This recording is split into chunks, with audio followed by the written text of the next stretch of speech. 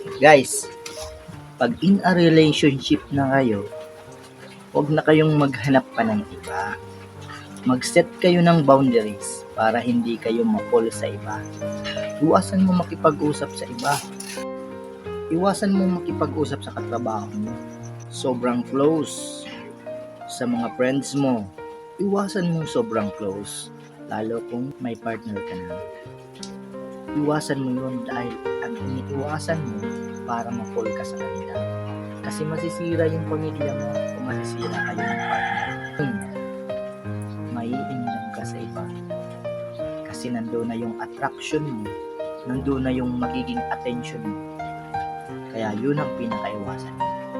Disiplinahin ang sarili. Okay? Para sa'yo. God bless you.